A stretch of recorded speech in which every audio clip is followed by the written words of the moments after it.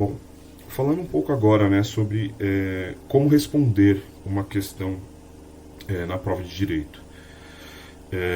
Eu acho que essas dicas que eu vou passar para vocês aqui agora, né, dicas muito basilares, elas servem para a resolução de qualquer tipo de questão, seja na prova de direito ou em qualquer outra matéria de conteúdo, principalmente, né?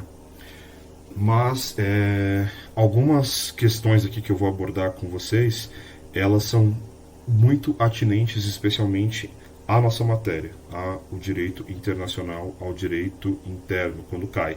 Que a gente também vai ver ao longo do curso que cai muito menos direito interno do que direito internacional. Esse também é um fato para a gente se atentar.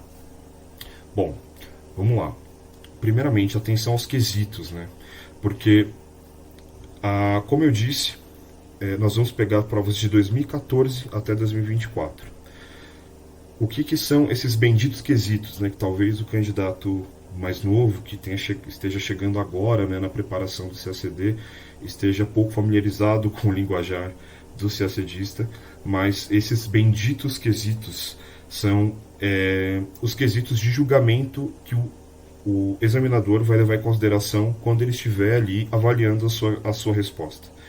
Antigamente, até a prova de 2018, esses quesitos eles existiam, e a gente sabe também que além dos quesitos, né, existe uma grade de correção preparada pelo examinador, e essa grade ela não é divulgada e nunca foi divulgada.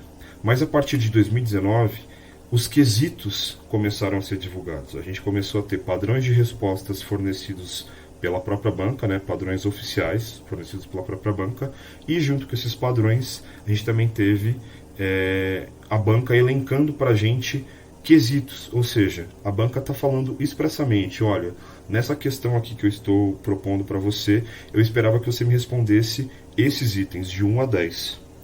Então, de 2019 até o concurso de 2023, esses quesitos eles estavam eles não eram expressamente mostrados pela banca na própria pergunta, e a inovação que foi feita com o concurso de 24 é que os quesitos passaram a estar expressamente dispostos ali. Então, por um lado, a banca passou a jogar muito mais às claras com a gente. Isso é excelente.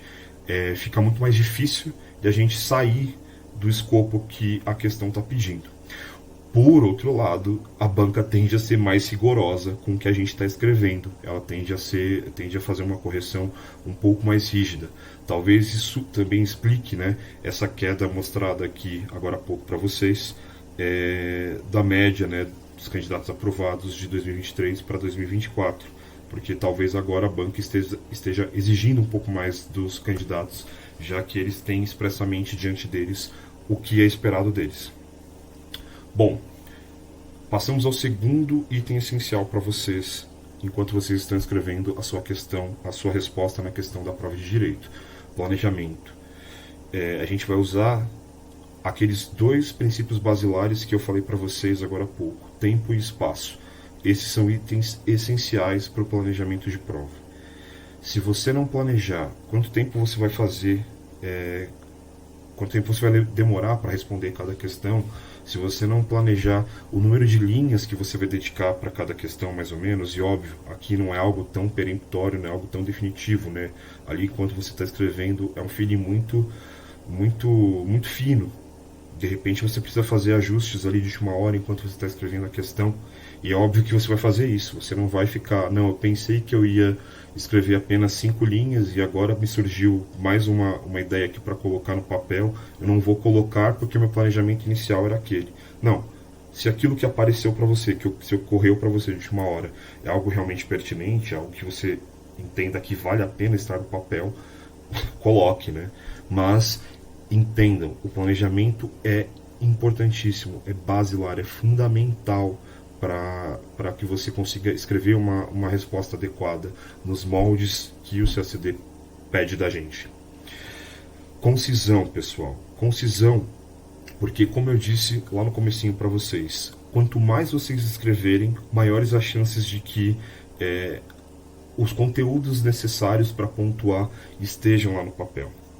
A gente, ainda que agora os quesitos estejam expressamente dispostos para a gente, estejam ali, né, na própria questão.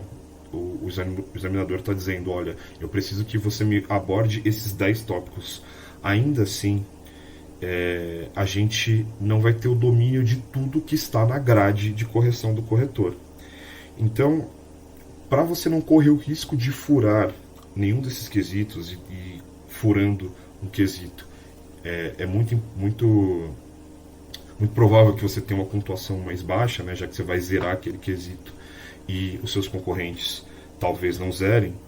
Então, para que a gente corra esse risco, corra o mínimo possível esse risco, vamos ser concisos, escrever o mínimo sobre cada um dos tópicos para escrever o máximo de todos os tópicos. Não sei se me fiz entender aqui, mas o que eu quero dizer para vocês é o seguinte: usem todo o espaço de folha de prova que vocês podem escrever. Quanto mais vocês puderem escrever, melhor. E sejam concisos para que todos os conceitos que vocês desejam levar para a sua resposta estejam lá naquela folha de resposta. Então não percam muito tempo e muito espaço falando de um único conceito, sendo que vocês têm outros 5, 6, talvez 10 conceitos para explicar. Se vocês têm jurisprudência para colocar no papel também, se vocês querem falar um pouco de doutrina. Então, sejam concisos, sejam muito econômicos quando vocês estão levando aquele brainstorming que vocês fizeram para o papel, porque ali vai ser o local onde vocês vão realmente ganhar os pontos necessários para chegar da pontuação que a gente está almejando ali, né? Que é essa média de 80 a 85 pontos, a média que a gente considera como de competitivo. Bom, é essencial que vocês façam conceituação, né, dos temas que estão sendo pedidos de vocês. Então, por exemplo, nós vamos ver nesta questão, uma questão que é apresentada para a gente hoje, lá de 2014, é uma questão que vai falar sobre solução pacífica de controvérsias e sobre a proibição do uso da guerra como um meio de solução de controvérsias, né? Então, esses são temas que você realmente precisa delimitar quando você está levando para o papel. São temas que você precisa necessariamente abordar quando você vai estar falando da resposta. Trazer jurisprudência. Nós também vamos ver ao longo da resolução dessa questão de hoje que existem casos práticos, né, casos que já foram tratados tanto pela CPJI quanto pela Corte Internacional de Justiça atual, casos que servem para a gente como paradigmáticos sobre conceitos que foram que a jurisprudência cristalizou.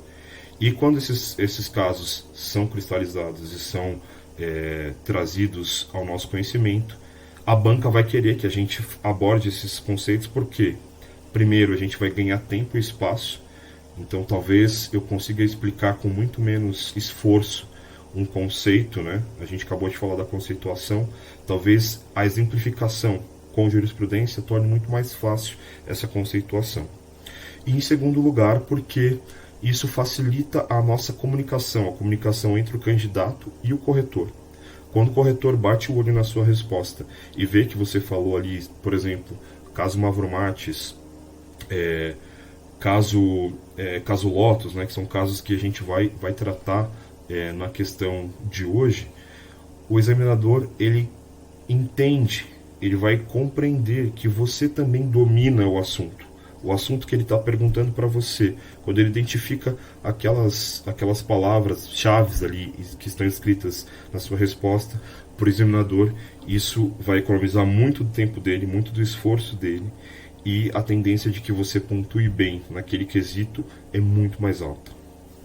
E finalmente, pessoal, o que eu coloquei aqui para vocês como item essencial é que eu acho que é um item básico, né, um item de série de todo CACDista, e a gente começa a entender quando logo que a gente toma posse aqui no Ministério das Relações Exteriores.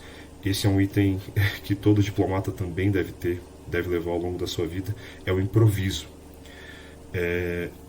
Gente, a gente está falando de um edital aqui muito extenso, a gente está falando de anos e anos de preparação. A gente está falando de uma prova que é muito exigente do ponto de vista físico, mental, a abdicação que a gente tem que fazer em relação às nossas, ao nosso prazer, aos nossos hobbies.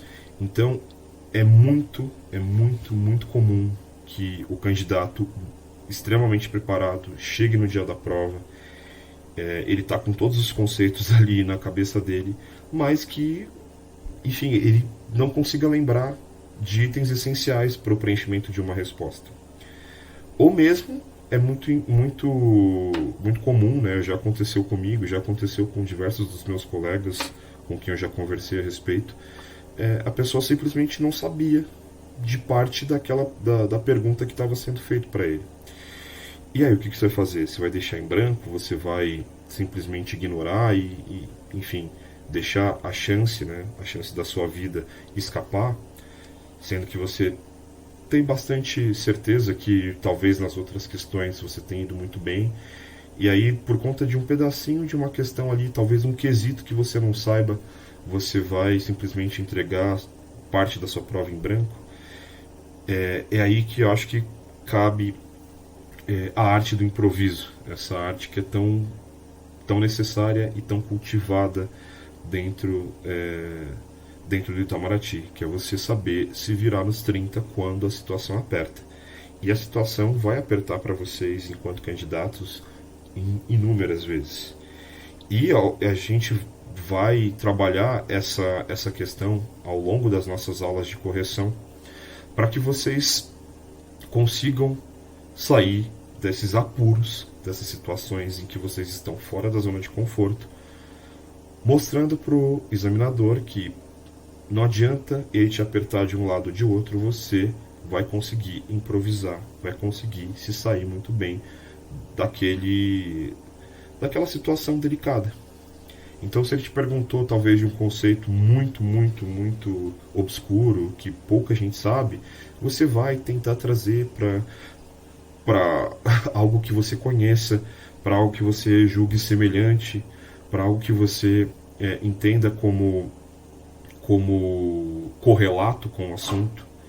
São diversas técnicas que a gente vai explorar ao longo do nosso curso para que você apresente para o corretor uma resposta, ainda que não seja a resposta que vai tirar 3 no quesito, você vai se livrar do 0 no quesito. Você vai conseguir ali o seu 1 ponto, seu 1,5 ponto, seus 2 pontos talvez, que vão te deixar ali ainda no páreo, que vão te deixar ainda competitivo.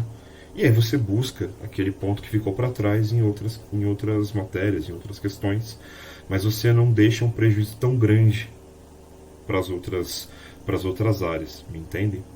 Então, eu peço que vocês atentem-se a isso, atentem-se a esses itens essenciais e procurem, quando vocês estiverem elaborando as suas questões, pensar mais ou menos nesses 6 passos que eu considero como fundamentais para vocês escreverem uma questão dissertativa para o CACD, tá bom?